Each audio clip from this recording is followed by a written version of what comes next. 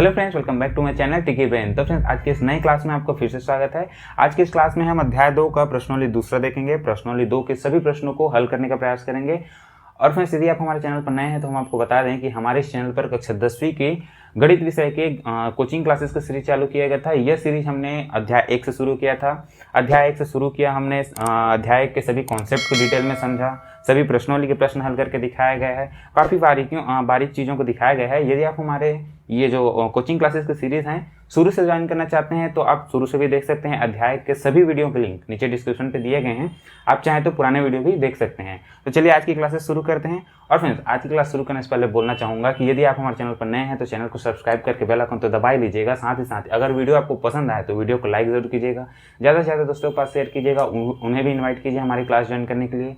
जितने ज़्यादा स्टूडेंट हमें ज्वाइन करेंगे हमें उतना ही मोटिवेशन मिलेगा आपके लिए ऐसे वीडियो लेक्चर बनाते रहने के लिए। तो प्लीज़ आपको एक छोटा सा काम क्या करना है, आपको वीडियो को लाइक करना है, ज़्यादा से ज़्यादा दोस्तों के पास शेयर करना है। और हाँ फ्रेंड्स, जहाँ इस क्लासेस में हम जो भी पढ़ाई करेंगे जितना भी पढ़ाई करेंगे सभी के डिटेल में नोट्स आपको प्रोवाइड करेंगे। नोट्स कैसे आप प्राप्त कर सकते हैं वीडियो के एंड में दिखाया गया हर वीडियो की तरह, तो वीडियो को एंड तक जरूर देखिएगा। तो चलिए आज की क्लास शुरू करते हैं। प्रश्नावली 2 के सभी प्रश्नों को हल करते हैं। तो देखिए, प्रश्नावली 2 का पहला प्रश्न क्या कह रहा है, जांचिए कि अ और ब में कौन दिए गए समीकरणों के हल हैं। अ में x और y के मान दिए हैं, ब में x और y के मान दिए हैं। हमें क्या बोला है कि ये जो अ और ब में x और y के जो मान दिए हैं वो जो मान हैं वो क्या समीकरण के हल हैं कि नहीं, इसको जांच करना है। पहला प्रश्न दिया गया है, देखो पहला प्रश्न के अंदर में एक समीकरण दिया है, उसी प्रकार और भी समीकरण दिए गए हैं, उन सभी को चेक करना है, जांच करना है हमको।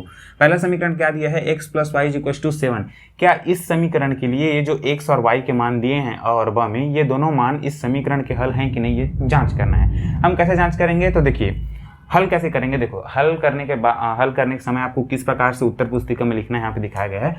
पहले आप लिखना है दिया गया समीकरण, जो भी समीकरण प्रश्न में दिया लिख दिया। उसके बाद आपको क्या करना है, अब देखो यदि ये जो x और y के मान हैं ये समीकरण के हल होंगे, इसका मतलब क्या है कि हमें x और y का मान यही मिलने वाला है ना। तो इस समीकरण को अब चूंकि यहाँ पे दो अचर राशि हैं और एक समीकरण है, तो इसको हल करके तो हम जांच नहीं कर सकते कि भाई x + y = इतना और एक और समीकरण है, दोनों समीकरण को हल करेंगे और x और y का मान निकलेगा, वो मान इसके बराबर है कि नहीं, ये जांच कर लेते। लेकिन चूंकि एक समीकरण बस दिया है यहाँ पे, तो उतना ज़्यादा प्रोसेस भी करने की जरूरत नहीं हमें क्या करना है, देखो यदि अ और ब में दिए गए जो मान है वो समीकरण को संतुष्ट करेगा। इसका मतलब क्या है कि यदि हम x और y के मान, यहाँ पे x और y के मान, x और y का जो मान दिया है, इन मानों की यदि x और y की जगह रखेंगे तो ये जो बायां पक्ष है और दायां पक्ष है दोनों अगर बराबर आते हैं, इसका मतलब इस समीकरण को संतुष्ट कर रहा है। यानी कि x और y के मान की जगह यदि हम ये मान रखेंगे और वो इस मान के बराबर आता है, इसका मतलब समीकरण को संतुष्ट कर रहा है। तो यदि अ और ब में दिए गए मान समीकरण को संतुष्ट करेगा, तब दिए गए मान जो है समीकरण के हल होंगे। सिंपल सी बात है। तो हमें क्या करना है, ये जो x और y के मान है इसको यहाँ पे रख के देखना है, यदि बायां पक्ष और दायां पक्ष दोनों बराबर आते हैं तो ये जो अ और ब में जो x और y के मान है वो समीकरण के हल होंगे, सीधा सीधा। ठीक है, तो यहाँ पे क्या करेंगे, हम सबसे पहले अ और ब में जो मान दिए गए हैं, क्या दिया है, अ में सबसे पहले अ को हल करते हैं, फिर ब के लिए हल करते हैं। तो देखो हमारा दिया गया समीकरण है x + y = 7। x की जगह हम रख देते हैं यहाँ पे 2 और y की जगह यहाँ पे रख देते हैं 5 = 7। ये बायां पक्ष है, दायां पक्ष है। अब देखो 2 और 5 को जोड़ेंगे तो सिंपल 7, और ये 7 चूंकि अब यहाँ पे लिखेंगे चूंकि बायां पक्ष जो है वो बराबर है दायां पक्ष के, बायां पक्ष और दायां पक्ष दोनों बराबर हो गए, दोनों साइड 7 मिल गए। इसका मतलब क्या है कि ये जो x और y के मान हैं वो समीकरण को संतुष्ट कर रहे हैं। इसका मतलब क्या है, जो x = 2 और y = 5 है वो इस समीकरण के हल होंगे। ठीक है, यहाँ पे लिख देंगे चूंकि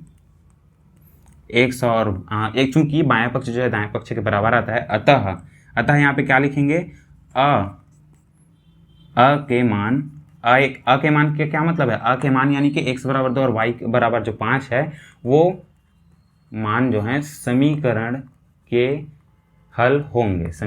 हल होंगे। ठीक है, इस तरीके से आपको उत्तर लिखना है। उत्तर अ के मान जो हैं x = 2 और y = 5 है, वो समीकरण, कौन सा समीकरण, x + y = 7 के हल होंगे। ठीक है, आपको यहाँ पे उत्तर लिखना है। उसी तरीके से अब ब को भी जांच लेते हैं, क्या ब जो है समीकरण के हल हैं क्या। अब इसको हल करते हैं। x की जगह हम क्या लिखेंगे, -1 और +y, y की जगह क्या लिखेंगे हम 3 = 7। देख लेते हैं आगे हल करके। अब चूंकि देखो जब भी प्लस और माइनस आता है क्या करते हैं, बड़े संख्या में छोटे संख्या घटा दो, 3 में 1 जाएगा तो 2 चिन्ह कौन सा रहेगा, बड़े संख्या के सामने वाला। ये सभी बारीकियों को हमने पहले चैप्टर में ही पढ़ लिया, ठीक है। यदि आपने वो क्लास नहीं देखा है तो आप वो क्लासेस भी ज्वाइन कर सकते हैं। इस कॉन्सेप्ट को, सभी कॉन्सेप्ट को एकदम डिटेल में समझाया गया है। प्रश्न में आगे बढ़ते हैं हम लोग। तो देखो इस साइड पे क्या मिला हमको, +2, प्लस लिखने की जरूरत नहीं होता है, 7। तो क्या 2 और 7 बराबर है क्या, नहीं। इसका मतलब क्या मिला हमें, यहाँ पे जो हमें बायां पक्ष का जो मान है वो दायां पक्ष के बराबर नहीं है। चूंकि बायां पक्ष दायां पक्ष के बराबर नहीं है, अतः ब के जो मान है, अतः ब के मान इसका मतलब क्या है, x और y का जो मान है, ब के मान वो क्या होंगे, समीकरण के हल नहीं होंगे। कौन सा समीकरण, x + y = 7 समीकरण, यहाँ पे लिख भी सकते हैं, समीकरण x + y = 7 के हल नहीं होंगे। यहाँ पे आपको लिखना है हल नहीं होंगे, और आखिरी में आपको लिख लेना है उत्तर। ठीक है, इस तरीके से आपको हल करना है। ठीक है, ज़्यादा कठिन नहीं है ना, ज़्यादा कुछ नहीं है, बस हमें क्या करना था, समीकरण के हल है कि नहीं जांच करना था। इसके लिए हमने क्या किया कि x और y के जो मान है उसको समीकरण में रख के देख लिया, बाएं पक्ष और दायां पक्ष बराबर है, यानी कि समीकरण को संतुष्ट कर रहा है ये मान, अतः ये जो मान है वो समीकरण के हल होंगे। ठीक है, इसी तरीके से पहले प्रश्न के अंदर में 1 2 3 4 प्रश्न दिए हैं, बाकी सभी प्रश्नों को आप इसी तरीके से हल कर लेंगे, ज़्यादा कठिन नहीं है। मान रख के देखना है आपको, बायां पक्ष दायां पक्ष के बराबर आता है कि नहीं, आता है तो समीकरण के हल होंगे, नहीं आता है तो समीकरण के हल नहीं होंगे। ठीक है, आगे बढ़ते हैं दूसरे प्रश्न की तरफ।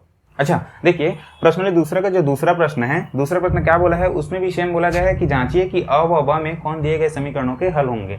पहले प्रश्न की तरह है, उसमें भी अ और ब में x और y के अलग अलग मान दिए गए हैं। इन मानों को दिए गए समीकरण के लिए हमें जांच करना है कि क्या वे समीकरण के हल हैं कि नहीं। तो पहले प्रश्न की तरह ज़्यादा कठिन नहीं है, सभी प्रश्नों को हल करके आप देख सकते हैं। सभी प्रश्नों को हल करके देखिएगा, यदि कोई भी डाउट होता है तो आप हमें कमेंट करके पूछ सकते हैं। आपके जो भी डाउट हैं उनका सॉल्यूशन हम जरूर करेंगे। तो आगे बढ़ते हैं प्रश्न की ओर। चलिए तीसरा प्रश्न हल करते हैं। तीसरा प्रश्न क्या बोला है, निम्न समीकरणों को किसी भी विधि से हल कीजिए। प्रश्न तीसरा में 5-6 प्रश्न दिए हैं, 6 प्रश्न दिए गए हैं, तो इनमें से कुछ प्रश्नों को हल करके देखते हैं, बाकी प्रश्नों को खुद से हल करने का ट्राई कीजिएगा। जो भी प्रश्न जो कि अलग हैं उन्हें यहाँ पे हल करके जरूर दिखाया जाएगा। ठीक है, चलिए इस प्रश्न को हल करते हैं। पहला प्रश्न क्या दिया है, x - y = -1 और 3 दूसरा समीकरण दिया, सॉरी पहला प्रश्न के अंदर में पहला समीकरण दिया है x - y = -1 और दूसरा समीकरण है 3x - 2y = 12। ठीक है, तो इसको हल करेंगे। हल कैसे करेंगे, हल करने के टाइम आपको उत्तर पुस्तिका में कैसे लिखना है यहाँ पे दिखाया जाएगा प्रॉपर, किस प्रकार से हल करना है। सबसे पहले लिखना है दिया गया समीकरण, प्रश्न पेपर में जो भी प्रश्न दिए हैं उनको यहाँ पे लिखेंगे। अब देखो पहला समीकरण है, इसको लिख देंगे समीकरण 1 और इसको लिख देंगे समीकरण 2। ठीक है, समीकरण 1 2 लिखेंगे। अब देखो इसको आप चाहें तो आलेखी विधि से हल कर सकते हैं। कौन कौन सी विधि हमने देखा, सबसे पहले आलेखी विधि देखा, उसके बाद प्रतिस्थापन विधि, फिर उसके बाद विलोपन विधि। हम चाहें तो इसको कोई भी विधि से हल कर सकते हैं। आप इसको आलेखी विधि से हल करने का प्रयास कीजिएगा, बना के देखिएगा बनता है कि नहीं। हम इसको यहाँ पे क्या कौन सी विधि देखेंगे, प्रतिस्थापन विधि से हल करने की कोशिश करेंगे। ठीक है, यहाँ पे अब हम प्रतिस्थापन विधि से हल करेंगे। प्रतिस्थापन विधि में क्या करते थे हम, समीकरण 1 से एक चर का मान दूसरे चर के टर्म में, दूसरे चर के बेसिस पे हम निकाल लेते थे। अब इस x के मान को दूसरे समीकरण में रखेंगे तो उसके बाद हमें y का मान मिल जाएगा। ठीक है, हल करते हैं। देखो समीकरण 1 से अगर हम देखें, समीकरण 1 क्या है, x - y = -1, तो x बराबर क्या हो जाएगा, ये जो -y है वो पक्षांतर हो जाएगा तो +y हो जाएगा। ठीक है, तो क्या हो जाएगा -1 + y, या फिर इसको हम y - 1 भी लिख सकते हैं। ठीक है, अब क्या करेंगे, x के इस मान को हम क्या करेंगे, समीकरण 2 में रखेंगे। x के इस मान को समीकरण 2 में रखने पर, ठीक है, इस तरीके से आपको लिखना है, x के इस मान को समीकरण 2 में रखने पर। समीकरण 2 क्या है, समीकरण 2 है 3x - 2y = 12। ठीक है, इस तरीके से तो 3x, अब x का मान क्या है यहाँ पे, y - 1, ये जो मान है इसको हम रखेंगे। x की जगह क्या लिख देंगे हम, y - 1 - 2y = 12। अब आगे हल करेंगे तो क्या हो जाएगा, 3y। अब देखो कोष्टक को हल करेंगे हम, कोष्टक हल करेंगे तो क्या होगा, जो बाहर में जो संख्या है उसका गुणा होगा इनके साथ, तो एक बार पहले y के साथ गुणा होगा तो 3y, फिर उसके बाद यहाँ पे कुछ नहीं, मतलब प्लस है, प्लस और माइनस को गुणा होता है तो माइनस होता है, 3 और 1 का गुणा होगा तो क्या हो जाएगा 3, 3 एकम 3।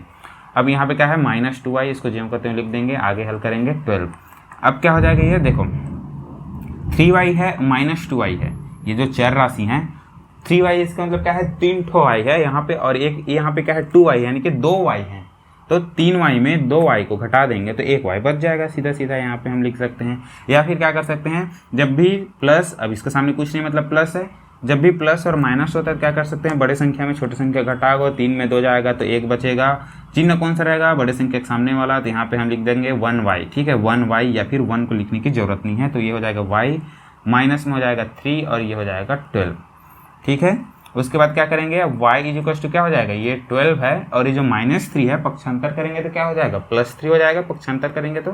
ठीक है, इस तरीके से ये हो जाएगा, ये y इज इक्वल टू, अब देखो 12 अच्छा पक्षांतर करने का मतलब क्या होता है, देखो y - 3 इज इक्वल टू 12 है, एक्चुअल में ये पक्षांतर नहीं होता है, होता क्या है, देखो इस समीकरण का ये बायां पक्ष है और ये दायां पक्ष है। ठीक है, बायां पक्ष और दायां पक्ष में हम समान राशि को घटाते हैं, उससे क्या होगा, समीकरण में कोई भी परिवर्तन नहीं होगा, यानी कि जो समीकरण का बायां पक्ष और दायां पक्ष है वो दोनों बराबर ही रहेगा। इसके लिए हम क्या करते हैं, समीकरण के बायां पक्ष और दायां पक्ष में समान राशियों को जोड़ते हैं या घटाते हैं। यहाँ पे हम क्या करते हैं, -3, अब चूंकि ये माइनस है तो इसको हम हटाने के लिए हमें क्या करना पड़ेगा, +3 करना पड़ेगा, तभी तो 3 और एक प्लस है एक माइनस है तो दोनों संख्याएं क्या होगी, 3 में 3 घटेगा तो 0 होगा, यानी कि 3 हट जाएगा। तो चूंकि हमने बायां पक्ष में 3 जोड़ा है, इसलिए हमें दायां पक्ष में भी 3 जोड़ना पड़ेगा। तो इससे क्या होता है, ये जो +3 और -3 है ये 0 हो जाता है और ये जो इस साइड पे +3 जुड़ जाता है। तो ये लंबा प्रोसेस होता है, तो सीधा सीधा हम क्या बोल देते हैं, सीधा -3 को पक्षांतर करने पर, इस तरीके से। ठीक है, ठीक है, ये तो छोटा सा नॉलेज था, चलो इसको छोड़ते हैं, इसको तो सभी को पता ही होगा। ठीक है, आगे हल करते हैं इसको। तो देखो अब क्या हो जाएगा, 12 और 3 को जोड़ेंगे तो ये क्या हो जाएगा 15, y का मान हमें क्या मिल गया, 15 मिल गया। अब आगे हम क्या करेंगे, y के इस मान को अब फिर से, अब y के इस मान को किसी भी समीकरण में रख सकते हैं हम, चाहे तो किसी भी समीकरण में y का मान रखेंगे, चाहे इसमें हो चाहे इसमें हो चाहे इसमें हो, किसी में भी रखें, इन दोनों समीकरणों में ना, लेकिन 1 और 2 समीकरणों से जो भी समीकरण बना है उनमें किसी में भी y का मान रखने पर हमें x का मान मिल जाएगा। तो हम मान लेते हैं कि इसको समीकरण का मान 3 दे देते हैं। ठीक, समीकरण 3 में रख लेते हैं, समीकरण 3 और 1 चूंकि एक ही है, समीकरण 3 में रखने पर, आप चाहे समीकरण 1 भी बोल सकते हैं उसको, रखने पर। तो ये समीकरण 3 क्या बोला है, x का मान चूंकि हमें यहाँ पे डायरेक्टली मिल रहा है x बराबर इतना, इसलिए हमने समीकरण 3 ले लिया। समीकरण 3 क्या है, x is equal to y - 1, x is equal to क्या हो जाएगा, y का मान हमने यहाँ पे क्या निकाला है, 15 निकाला है, तो यहाँ पे लिख देंगे सीधा सीधा 15 - 1, तो x इज इक्वल टू क्या हो जाएगा, ये हो जाएगा 14।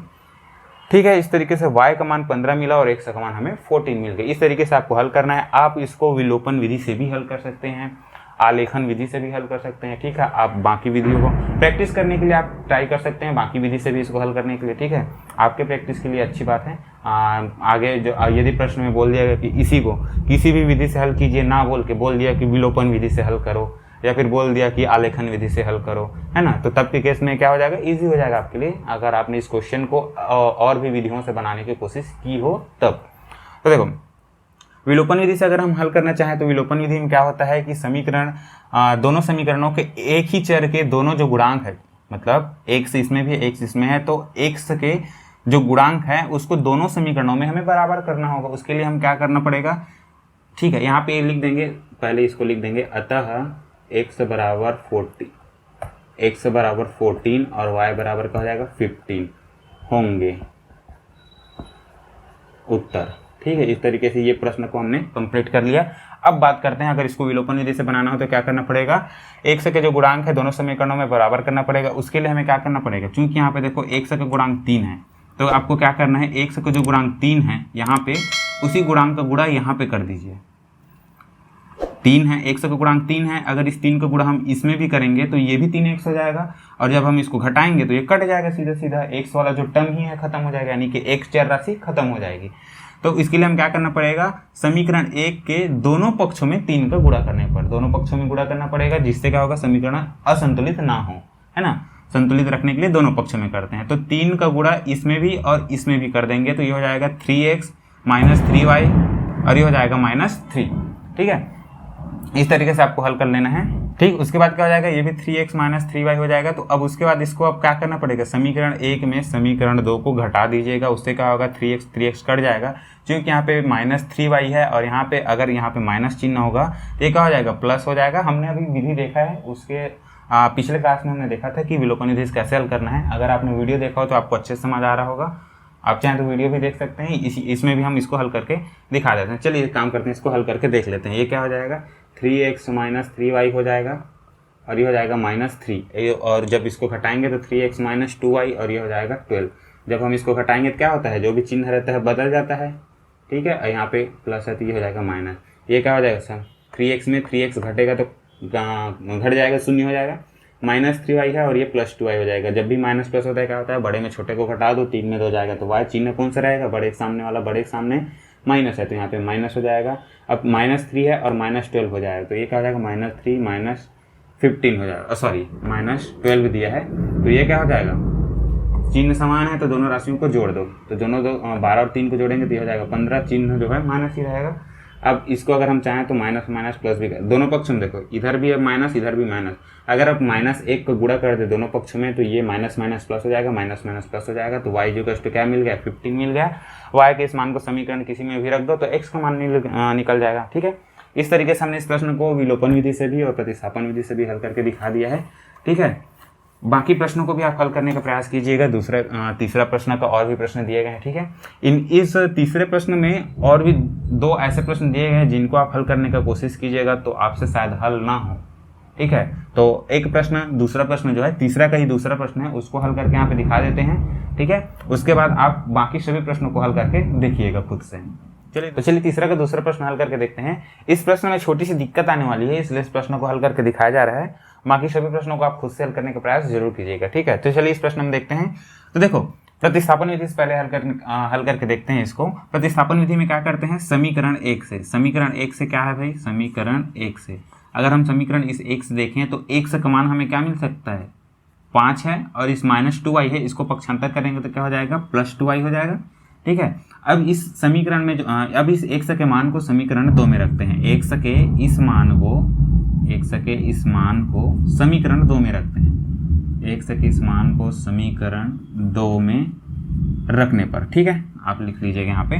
अब चूंकि यहाँ पे देखो समीकरण 2 क्या है, 2x, एक बार लिख लेते हैं, 2x - 4y = 6 है। अब 1 की जगह लिखेंगे हम क्या, 5 + 2y, ये टोटल x का मान है, 5 + 2y ये हो जाएगा -4y = ये हो जाएगा 6।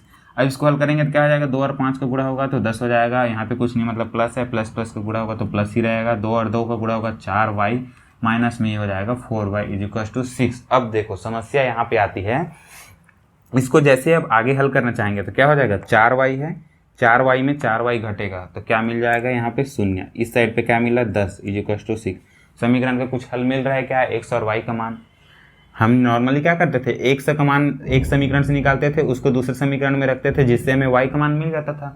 यहाँ पे हमें y का मान मिल रहा है क्या, नहीं मिल रहा है, ठीक है। ये हुई प्रॉब्लम, इस समीकरण से हमें y का मान नहीं मिल पा रहा है। इसका मतलब क्या है, या तो इस समीकरण का कोई हल ही नहीं होगा या फिर इस समीकरण के अनंतः अनेक हल होंगे, ठीक है। अब वो हमें कैसे पता चलेगा, वो तो हम आलेखन विधि से चेक कर सकते हैं ना। यदि दोनों रेखा जो हैं पैरेलल जाती है, समांतर जाती है, तो इसका मतलब इसका कोई हल नहीं है। यदि दोनों रेखाएं जो हैं एक दूसरे के संपाती होकर जाती हैं, एक दूसरे के ऊपर जाती हैं, तो इसका मतलब क्या है कि इसके अनंतः अनेक हल होंगे। तो ये जो समीकरण है इसको हम इस विधि प्रतिस्थापन और विलोपन दोनों विधियों से हल करने में समस्या होती है, उनमें हम x और y का मान हम यहाँ पे नहीं निकाल पा रहे हैं। इसका मतलब क्या है कि या तो अनंतः अनेक हल होंगे या फिर संपाती होंगी, तब के केस में क्या होगा, अनंतः अनेक हल होंगे या फिर कोई हल नहीं होंगे, ठीक है। तो अच्छा चलो इसको विलोपन विधि से भी बना के देख लेते हैं, क्या विलोपन विधि में भी यही समस्या आ रही है। अगर विलोपन विधि में भी यही समस्या आती है तब हमें क्या करना पड़ेगा, इसको आलेखन विधि से हल करना पड़ेगा, ठीक है। आलेखन विधि से ही इसको हल करेंगे। अच्छा, समीकरण को देखने के बाद क्या हम पता लगा सकते हैं कि इस समीकरण का हल कैसा होगा, यानी कि इस समीकरण का क्या अद्वितीय हल होगा, क्या इसका अनंतः अनेक हल होगा या कोई भी हल नहीं होगा। तो आलेखन विधि में नॉर्मली हमने अभी पिछले प्रश्नों में देखा कि यहाँ पे कई तो प्रश्न में चित्र बना के दिया गया था, यानी कि ग्राफ पेपर वाला जो चित्र था, प्रत्येक रेखाओं का आलेखन यहाँ पे दिया गया था। उस आलेखन को देख के हम बता सकते थे कि इसका हल कैसा होगा।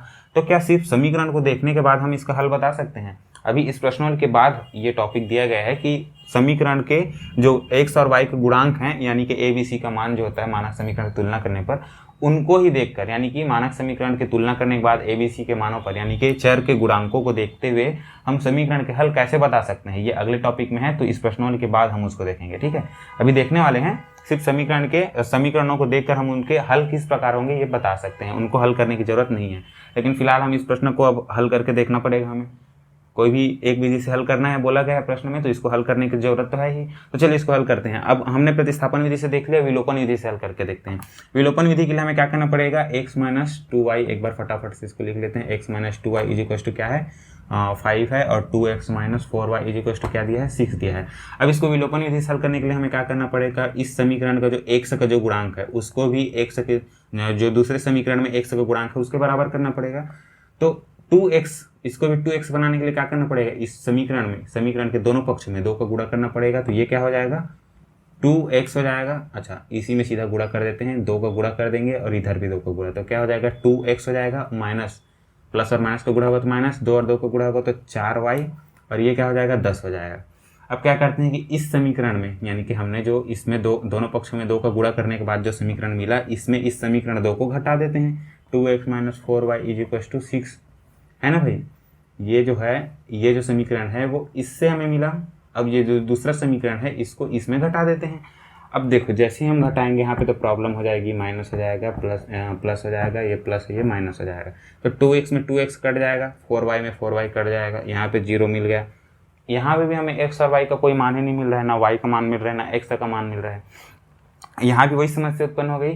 तो देखो इससे हमें क्या पता चलता है, या तो इस समीकरण का कोई हल नहीं होगा या फिर अनंतः अनेक हल होगा। अब वो हमें कैसे पता करना है, तो अभी तक हमने क्या देखा है, तीन मेथड हमने मेथड देखे हैं, 3 विधियां देखी हैं समीकरण को हल करने का। 2 विधि से हल नहीं हो रहा है तो हम पहले विधि जो आलेखन विधि था उससे इसको हल करने का प्रयास करेंगे। ठीक है, आलेखन विधि से इसको हल करते हैं, यहाँ तक इसको हटा लेते हैं। अब आलेखन विधि से इसको हल करके देखते हैं। चलो लिख लेते हैं यहाँ पे आलेखन विधि।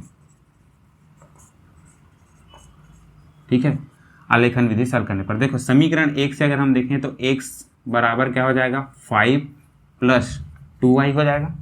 अगर समीकरण 1 से हमने देखा, यहाँ पे लिख लीजिएगा समीकरण 1 से x बराबर क्या मिला 5 प्लस 2y।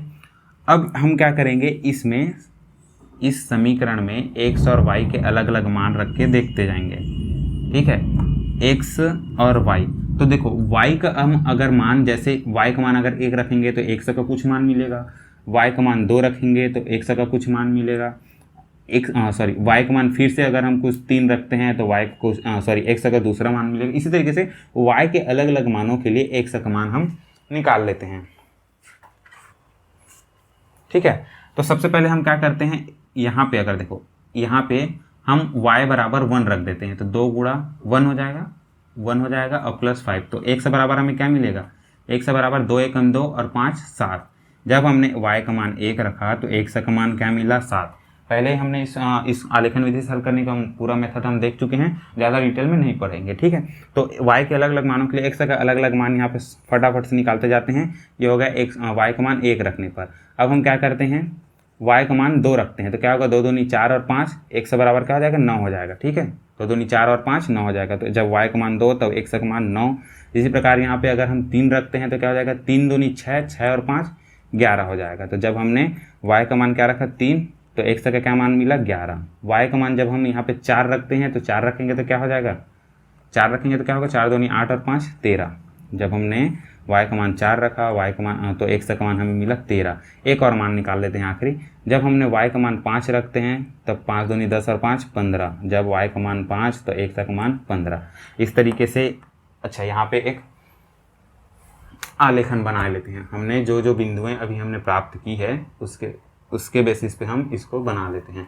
देखो जब y का मान 1 था, मान लेते हैं कि ये 1 यहाँ पर आया होगा, तब x का मान क्या था 7 था। मान लेते हैं कि 1 2 3 4 5 6 7, इस तरीके से 8 9 10, इस तरीके से। अच्छा इसको 2 2 में लेते हैं, 2 4 6 8 10 12 15, अब ये ले लेते हैं 12, इसको ले लेते हैं 14 और इसको लेते हैं 16। ठीक है, 2 2 क्रम लेते हैं क्योंकि संख्याएं जो है 7 9 11 13 15 बड़ी हैं। ठीक है, इस तरीके से। अब इसको ले लेते हैं 2 4 6, इसको 8, इसको 10, ये 12, इस तरीके से हमने ले लिया 2 4 6 8 10 12। ठीक है, अब देखो जब y का मान 1 है तब x का मान 7 है। जब y का मान 1 है यानी कि यहाँ कुछ होगा, ये y है और ये x एक्सिस है, तो जब y का मान 1 है इस स्थिति में, तो कुछ y का मान x का मान 7 है, तो कुछ यहाँ पे आएगा। ठीक है, ऐसा मिलाते हुए अगर हम देखें तो ठीक। दूसरा क्या है, y का मान जब 2 है तो x का मान 9 है। y का मान 2 है तो x का मान क्या है, 9 है। थोड़ा सा ऊपर हो जाएगा, इस तरीके से 2 से मिलेगा। उसी प्रकार से फटाफट से पॉइंट को बना लेते हैं। 3 11, जब y बराबर 3 है इस तरीके से, तो ये 11 में जाके मिला, तो ये हो गया एक बिंदु, ये है बिंदु है। ठीक है, अब उसके बाद अगर देखें तो 4 13, जब y बराबर 4 है यानी कि कुछ इस स्थिति में मिलेगा, और ये हो जाएगा 13, ये एक बिंदु मिल गया। उसी प्रकार से 5 है तो 15 है, ये हो जाएगा 5, आगे बढ़ाते हैं, ये हो जाएगा 5 और ये हो जाएगा, इस बीच में जाएगा, ये हो जाएगा 15। ठीक है, इसको मिलाते हुए एक रेखा यहाँ पे खींच लेते हैं, ये एक लाइन बन गया। ठीक है, दूसरा लाइन, अब देखो दूसरा समीकरण से फिर हम लाइन प्राप्त करेंगे। थोड़ी सी लंबी है ये मेथड, लेकिन हम इसको हल करके देख लेते हैं। समीकरण 2 से, समीकरण 2 से क्या है भाई, 2x - 4y = 6। अगर इसको अगर हम हल करना चाहें तो क्या कर सकते हैं, 2x = क्या कर सकते हैं, 6 + 4y, 4y ट्रांसफर हो गया। अब ये जो 2 है उसको फिर पक्षांतर करेंगे, चूंकि यहाँ गुणा है उस साइड जाएगा तो क्या हो जाएगा, भाग हो जाएगा बटे 2। या फिर अगर हम इसको करें तो 6/2 हो जाएगा, 4/2y हो जाएगा, तो क्या हो जाएगा, 3 + 2y हो जाएगा, x बराबर 3 + 2y हो जाएगा। फिर से यहाँ पे हम एक कॉलम बना लेते हैं। ठीक है, यहाँ पे एक टेबल ही बना लेते हैं इस तरीके से, x और y के अलग अलग मानों के लिए x का क्या मान मिलेगा। देखो x बराबर है 3 + 2y, यहीं से हल करते जाएंगे। जब y का मान 1 रखेंगे तो क्या मिल जाएगा, 3 + 2 × 1 रखेंगे तो क्या हो जाएगा, 2 × 2 और 3 5। जब हमने y का मान 1 रखा, x का मान मिला 5, उसके बाद y का मान 2 रखेंगे तो 2 दूनी 4 और 3 7, ये हो जाएगा 7। y बराबर 2 रखा तो x बराबर मिला 7। फिर से यहाँ पे हम क्या करेंगे, 2 की जगह y की जगह 3 रखेंगे। y का मान 2 की जगह 3 रखा, 3 दूनी 6 और 3 9, यहाँ पे 3 रखा तो ये मिला 9। फिर से हल करेंगे, 4 के लिए हल कर लेते हैं। यहाँ पे 4 रखेंगे तो 4 दूनी 8 और 3 11, 4 रखा तो ये मिला 11। फिर से इसको हल करेंगे एक मान के लिए, 5 तो एक आ जाएगा, 5 दूनी 10 और 3 13। जब y का मान 5 रखा तो x का मान हमें मिला 13। इतने मान काफ़ी हैं। अब फिर से इनको ड्रॉ करते हैं। अब इसको ब्लू डॉट से हल कर लेते हैं। जब y का मान 1 था तब x का मान क्या था, 5। जब y का मान 1 था, 1, तब y का मान 5, यहाँ पे मिलेगा एक बिंदु। ठीक है, दूसरा देखते हैं, y का मान 2 था, y का मान 2 था, x का मान क्या था, x का मान क्या था, 7 था, तो यहाँ पे मिलेगा एक पॉइंट। ठीक है, 2 को मिलाते हुए और इधर से 5 को मिलाते हुए इस तरीके से। ठीक है, फिर 3 और 9, जब y का मान 3 था तब x का मान क्या था, 9, यहाँ पे आएगा बिंदु। ठीक है, y का मान 4 था, x का मान 11, y का मान 4 था, तो इस चीज़ में अगर हम देखना चाहें इसको तो, और y का मान क्या मिला, 11, यहाँ पे मिलेगा। उसी प्रकार 5 है तो 13, तो y का मान 5 इस चीज़ में जाएगा कुछ इस तरीके से, और y का मान क्या मिलेगा, 13 इनके बीच इस तरीके से। अब इन पॉइंट्स को अगर हम मिला दें ऐसा इस तरीके से, तो आपको क्या मिलेगा, जब अगर आप ग्राफ पेपर में इसको हल करेंगे तो अच्छे से हल करना, ग्राफ पेपर में हल कीजिएगा, तब हमें क्या पता चलेगा, ये लाइन और ये लाइन, यहाँ पे भी वैसे हमें दिख ही रहा है, ये दोनों लाइन क्या है, समांतर है। समांतर है इसका मतलब ये दोनों एक दूसरे को कभी प्रतिच्छेद ही नहीं करेंगे। कभी प्रतिच्छेद ही नहीं करेंगे तो हमें कटान बिंदु नहीं मिलेगा, उस बिंदु का निर्देशांक नहीं मिलेगा। इसका मतलब क्या है कि इसका कोई भी हल नहीं है। इसका क्या लिखेंगे, कोई हल नहीं है। ठीक है, अच्छा यहाँ पे नहीं लिखेंगे, यहाँ पे नहीं लिखेंगे, हमें क्या लिखना है, इस तरीके से हल करना है आपको। ये पहले हल करते जाएंगे इस तरीके से पॉइंट वाइज, इसके बाद यहाँ पे हल करेंगे। ठीक है, ये टेबल बनेगा। उसके बाद समीकरण 2 से आपको इस तरीके से लिखना है, इसके नीचे में ये टेबल बनेगा।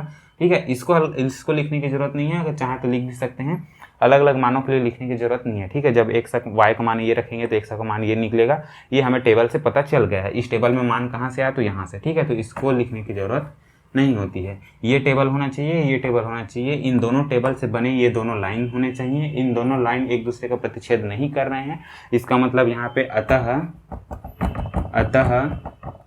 अच्छा यहाँ पे क्या लिखना आपको, चूंकि दोनों रेखाएं समांतर हैं, अतः समीकरण का कोई हल नहीं होगा, समीकरण का कोई हल नहीं है। ठीक है, अतः समीकरण का कोई हल नहीं है। तो इस तरीके से ये छोटा सा डाउट आने वाला था आपके मन में, जो मुझे पहले ही पता चल गया, तो इसलिए इस प्रश्न को हल करके दिखा दिया गया है। ठीक है, छोटी सी दिक्कत आ सकती थी शायद आपको, मुझे लगा कि इस प्रश्न को समझाना चाहिए, तो इस प्रश्न को बता दिया गया है यहाँ पे। प्रश्न तीसरा का जो दूसरा प्रश्न है, इसके समीकरण का कोई हल नहीं है। ठीक है, इसी तरीके से इस तीसरे प्रश्न में जो पांचवा प्रश्न दिया है, पांचवें प्रश्न में भी आपको सेम दिक्कत आने वाली है। जब प्रतिस्थापन और विलोपन विधि से हल करने की कोशिश कीजिएगा, तो जो अभी प्रॉब्लम आ रही थी, एक्स और वाई दोनों राशियां ही कट जा रही थी, वही प्रॉब्लम सेम उसमें भी आने वाली है। तो उस प्रश्न को भी आपको आलेखन विधि से हल करके देखना है। उसमें क्या मिलेगा आपको, उसमें आपको मिलेगा कि जो पहले समीकरण से प्राप्त रेखा है वो दूसरे समीकरण से प्राप्त रेखा के पैरेलल हो जाते हैं, सॉरी पैरेलल तो है, साथ ही साथ समपाती हो जाती है। ठीक है, यानी कि एक दूसरे के ऊपर ढक जा रही है। इसका मतलब क्या है कि दोनों रेखाएं समपाती हैं, इसका मतलब उस समीकरण के अनंतः अनेक हल होंगे। ठीक है, तो इस तरीके से प्रश्न तीसरा का दूसरा और पांचवा देख लीजिएगा, इसको हल करने की कोशिश कीजिएगा। तो इस तरीके से प्रश्न तीसरा के सभी प्रश्न आप बना लीजिएगा, तीनों विधि में से कोई भी एक विधि से हल करने का प्रयास कीजिएगा। कोई भी डाउट होता है तो कमेंट करके पूछिएगा, उनका सॉल्यूशन जरूर दिया जाएगा। तो चलिए आगे प्रश्न की ओर बढ़ते हैं। तो चलिए इस प्रश्नावली का पांचवा प्रश्न देखते हैं। पांचवें प्रश्न में कथन दिया गया है, इस कथन के हिसाब से हमें एक समीकरण बनाना होगा, एक नहीं मतलब दो समीकरण बनेगा। पहले समीकरण बनाना होगा, फिर समीकरण को हमें हल करना होगा। ठीक है, कथन क्या दिया गया, देखो प्रश्न क्या दिया है, 15 किलोग्राम चाय व 17 किलोग्राम कॉफी का मूल्य 183 रुपये तथा 25 किलोग्राम चाय व 13 किलोग्राम कॉफी का मूल्य 213 रुपये है। तो 7 किलोग्राम चाय और 1 किलोग्राम कॉफी का मूल्य ज्ञात कीजिए। तो देखो डायरेक्टली हम 7 किलोग्राम चाय 1 किलोग्राम कॉफी का मूल्य ज्ञात नहीं कर सकते। सबसे पहले हमें क्या करना पड़ेगा, 1 किलोग्राम चाय और 1 किलोग्राम कॉफी का मूल्य क्या है वो ज्ञात कर लेते हैं। इसके लिए हमें क्या करना पड़ेगा, देखो सबसे पहले हम लिखेंगे, जब प्रश्नावली हल करेंगे इसका उत्तर पुस्तिका में लिखना होगा, तब हम क्या करेंगे, सबसे पहले इसको स्टेप बाय स्टेप देखते हैं। माना कि 1 किलोग्राम चाय का मूल्य 100 रुपये है। ठीक है, चाय के मूल्य को 100 रुपये मान लिए हैं 1 किलोग्राम कॉफी का मूल्य y रुपये है, इन दोनों को हम मान लिए। तो देखो प्रश्न में क्या दिया गया, अब लिखेंगे प्रश्नानुसार। प्रश्न में क्या दिया है, 15 किलोग्राम चाय तथा 17 किलोग्राम कॉफी का मूल्य बराबर कितना दिया है, 183 रुपये दिया है। इसको हम यहाँ पे लिख लेते हैं 183 रुपये। तो देखो 1 किलोग्राम चाय के मूल्य को हमने 100 रुपये मान लिया है, तब 15 किलोग्राम चाय का मूल्य क्या हो जाएगा, 15 गुणा 100 हो जाएगा। देखो 1 किलोग्राम चाय का मूल्य 100 रुपये है, तो 15 किलोग्राम चाय का मूल्य क्या हो जाएगा, 15 गुना हो जाएगा, तो 15x हो जाएगा। अब प्लस, अब देखो अब क्या है, 17 किलोग्राम कॉफी, 15 किलोग्राम चाय व 17 किलोग्राम कॉफी का मूल्य 183 रुपये है, तो 15 किलोग्राम चाय का मूल्य हो जाएगा, तो 17 किलोग्राम कॉफी का मूल्य क्या हो जाएगा, 1 किलोग्राम कॉफी का मूल्य y रुपये है, तो 17 किलोग्राम कॉफी का 17y हो जाएगा, इज टू ये कितना हो जाएगा 183। ठीक है, इस तरीके से अब समीकरण को आगे हम हल करना चाहेंगे तो क्या हो पाएगा क्या नहीं, इसके लिए हमें क्या चाहिए, दो समीकरण चाहिए। तो देखो इसमें एक और इस प्रश्न में एक और कथन दिया गया है, क्या दिया है, तथा 25 किलोग्राम चाय व 13 किलोग्राम कॉफी का मूल्य 213 रुपये है। तो इसको भी हम लिख लेंगे प्रश्नानुसार, पुनः प्रश्नानुसार, यहाँ पे लिख लेंगे आप पुनः प्रश्नानुसार। प्रश्नानुसार क्या लिखेंगे, 25 किलोग्राम, ठीक है पूरा लिख लेते हैं, 25 किलोग्राम क्या है चाय व 13 किलोग्राम कॉफ़ी का मूल्य, 13 किलोग्राम कॉफ़ी का मूल्य, दोनों का मूल्य को जोड़ के कितना बताया है 213 रुपये। ये क्या दिया है, दूसरे प्रश्न में दिया गया है। तो यहाँ से फिर एक समीकरण बन सकता है, 25 किलोग्राम कॉफ़ी क्या हो जाएगा, 1 किलोग्राम कॉफ़ी का मूल्य है 100 रुपये, तो 25 किलोग्राम कॉफ़ी का मूल्य हो जाएगा 25x प्लस में क्या हो जाएगा 13 किलोग्राम कॉफ़ी, तो 1 किलोग्राम कॉफ़ी का मूल्य y, तो 13 किलोग्राम कॉफ़ी का मूल्य 13y बराबर कितना दिया है 213। ये हो जाएगा समीकरण दूसरा, इसको हम मान लेते हैं समीकरण 1। अब देखो समीकरण 1 और समीकरण 2 अब हमें मिल गया। अब इन दोनों समीकरणों को किसी भी विधि से हल करना है, हल करके देख लेते हैं। देखो किसी भी विधि से हल करना है तो प्रतिस्थापन विधि से हल कर सकते हैं, विलोपन विधि से हल कर सकते हैं। प्रतिस्थापन विधि से अगर हल करेंगे तो एक सा कमान यहाँ पे अगर हम निकालेंगे तो क्या हो जाएगा, 17y पहले पक्षांतर होगा, 183 माइनस में 17y, फिर उसके बाद बटे में क्या हो जाएगा 15, तो वो थोड़ा सा y का जो मान है वो बड़ा हो जाएगा। एक काम करते हैं, इसको विलोपन विधि से हल करते हैं। विलोपन विधि से हल करने के लिए हमें क्या करना पड़ेगा, देखो एक समीकरण ये है और एक समीकरण ये है, इसमें जो x का जो गुणांक है यानी कि x चर राशि का जो गुणांक है उसको हमें दोनों में बराबर करना होगा। तो देखो कैसे बराबर करेंगे, तो देखो ये 15x है और 25x है। अगर इस 15 में 2 का गुणा करते हैं, सॉरी 2 का नहीं, तो इस 15 में अगर 5 का गुणा करते हैं तो ये क्या हो जाएगा, 15 × 5 = 75 हो जाएगा। और इसमें हम 3 का अगर गुणा कर दें, इस समीकरण में अगर 3 का गुणा कर दें तो ये हो जाएगा 25 × 3 = 75, ये भी 75 हो जाएगा, ये भी 75 हो जाएगा, कट जाएगा। हमें बस ये एक चर राशि को या इसको या फिर इसको, दोनों में से किसी एक चर राशि को हमें विलोपित करना है। बस इसके लिए हम इसमें क्या करते हैं, इस समीकरण में 5 का गुणा करते हैं और इस समीकरण में क्या गुणा करते हैं, 3 का गुणा करते हैं। यहाँ पे हम लिखेंगे समीकरण 1 में, समीकरण 1 मतलब समीकरण 1 के दोनों पक्ष में, समीकरण 1 में 5 का तथा समीकरण 2 में, समीकरण को 2 यानी कि कौन सा है, समीकरण 2, इसमें समीकरण 2 में किसका गुणा करेंगे, समीकरण 2 में 3 का गुणा करने पर, ठीक है। समीकरण में गुणा करने का मतलब समीकरण के दोनों पक्षों में, ठीक है, समीकरण गुणा करने पर इस तरीके से। तो देखो क्या हो जाएगा, अगर हम इसमें 3 का गुणा करते हैं, ठीक है, आपको इस तरीके से नहीं लिखना है, मैं यहाँ पे लिख देता हूँ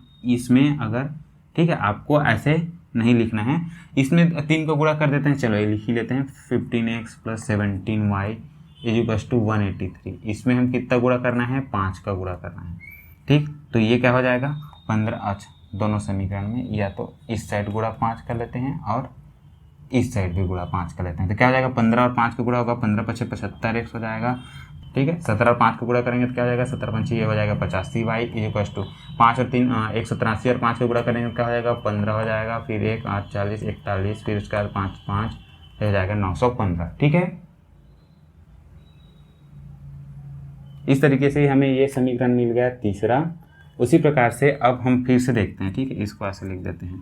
अब हम इसमें देखें समीकरण दूसरा जो है 25x + 3y = क्या है, 213। इसके दोनों पक्षों में हमें किसका गुणा करना है, 3 का, ये गुणा करेंगे 3 का। तो ये क्या हो जाएगा, 25 और 3 का गुणा होगा तो 75x हो जाएगा और प्लस में 9y और ये हो जाएगा 3 × 3 = 9, 3 × 1 = 3 और 3 × 2 = 6, ये हो जाएगा समीकरण चौथा। अब देखो समीकरण 3 और समीकरण 4 यहीं से लिख देते हैं, ठीक है, आपको नीचे लिखना है स्टेप बाय स्टेप। हम यहाँ पे लिखते हैं समीकरण 3 कहाँ है, समीकरण 3 में समीकरण 4 को घटाने पर, यहाँ पे आप लिखेंगे समीकरण 3 में 4 को घटाने पर क्या हो जाएगा, समीकरण 3 क्या दिया है, देखिए यहाँ पे 75x + 85y है = ये किसके बराबर है, 915। इसमें हमको किसको घटाना है, समीकरण चौथा को, इसमें भी 75x ही है तभी तो घटेगा, फिर प्लस 9y और ये हो जाएगा 639, इस तरीके से, ठीक है।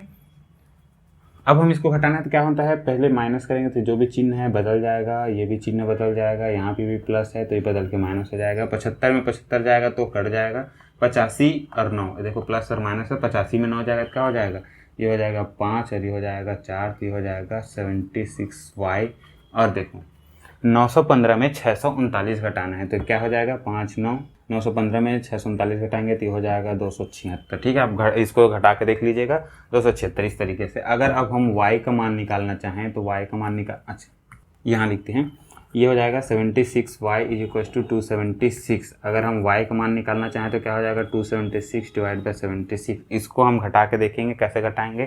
सबसे पहले 2 से घटा के देख लेते हैं, ये हो जाएगा 3 दूनी 6, फिर ये हो जाएगा 38, 8 दूनी 16। इसको 2 से घटाएंगे तो 1 और ये हो जाएगा 3 एकम 3 और ये हो जाएगा 8 दूनी 16। उसके बाद फिर 2 से घटाएंगे तो ये होगा 19 दूनी 38, ये हो जाएगा 6 दूनी 12 और ये हो जाएगा 9 18, ठीक है। अच्छा यहाँ पे कुछ मिस्टेक हुई है, एक काम करते हैं, चेक कर लेते हैं। अच्छा यहाँ पे देखो 25x + 13y है, यहाँ पे हमने सिर्फ 3y लिख दिया, ये गलत हो गया है। यहाँ पे फिर 13 और 3 का गुणा होगा तो ये कहा जाएगा 13y, बाय मिस्टेक गलत हो गया था। यहाँ पे ये 39y हो जाएगा, 39y होगा तो यहाँ पे भी ये 39y हो जाएगा, तो ये चेंज हो जाएगा और इसका मान क्या हमें मिल जाएगा, ये हो जाएगा 6 और ये हो जाएगा 4, सॉरी गलत हो गया था, थोड़ा सा टाइम वेस्ट हो गया। चलो ये हो जाएगा 46y = 276 हो जाएगा। अब y को हल करते हैं, 276 / 46 तो ये हो जाएगा 2 तिया, ये हो जाएगा 23 दूनी और ये हो जाएगा 1 और ये हो जाएगा 3 6 और ये 8। अब देखो अब इसको अगर हम फिर हल करना चाहें तो 23 को गुणा अगर करेंगे, हम 23 को गुणा करके देखना, 23 × 6 करेंगे तो ये मिलेगा 138 के बराबर, ठीक है। इस तरीके से आप करके देखिएगा, 23 और 6 का गुणा करके देखिएगा तो 23 6 कितना मिलेगा, 23 छक्के 138। तो y बराबर हमें क्या मिल गया 6। y का मान हमें क्या मिला यहाँ पे 6।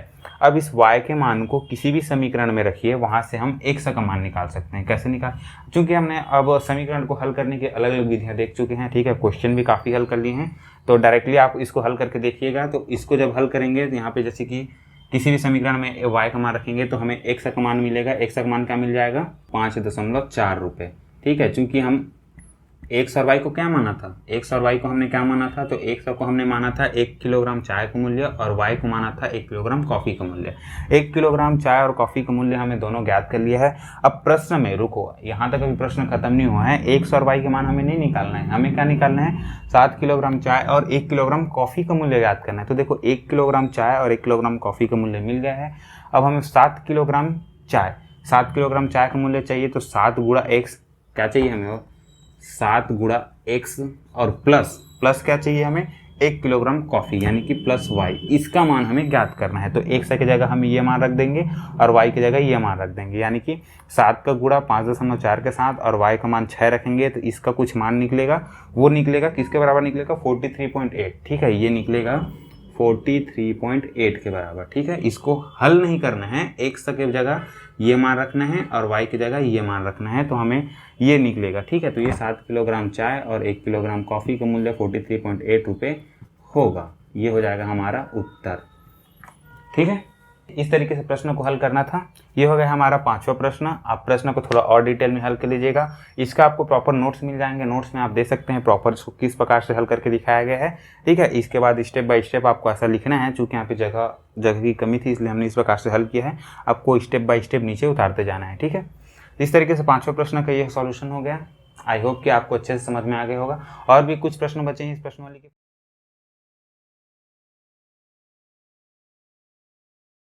तो चलिए अब देख लेते हैं कि ऑनलाइन क्लासेस के नोट्स आप कैसे प्राप्त कर सकते हैं। इसके लिए आपको क्या करना है, वीडियो के नीचे डिस्क्रिप्शन में हमारे टेलीग्राम ग्रुप का लिंक दिया गया है, वहां क्लिक करके आप हमारा टेलीग्राम ग्रुप ज्वाइन कर सकते हैं। टेलीग्राम ग्रुप पर रोजाना क्लास खत्म होने के बाद ही रोजाना नोट्स शेयर कर दिया जाएगा, जिसको आप इजिली डाउनलोड कर सकते हैं। यहाँ जो आपको नोट्स मिलेंगे वो PDF फॉर्मेट में होंगे, जो कि पासवर्ड प्रोटेक्टेड होंगे, यानी कि इसमें पासवर्ड लगा होगा, जिसका पासवर्ड होगा tricky brain PDF TRICKBRAIN PDF। ध्यान रहे कि इसमें जो पहला लेटर यानी कि T है वो कैपिटल रहेगा और एंड में जो 3 लेटर यानी कि PDF वो कैपिटल में रहेंगे, यानी कि बड़े अक्षर में रहेगा। तो आई होप कि आपको हमारी क्लासेस अच्छी लग रही होगी। यदि हमारी क्लासेस अच्छी लग रही है तो वीडियो को लाइक और चैनल को सब्सक्राइब करना ना भूलें और अपने दूसरे दोस्तों के पास भी शेयर जरूर करें। तो मिलते हैं अगली क्लास में, तब तक के लिए थैंक यू फ्रेंड्स।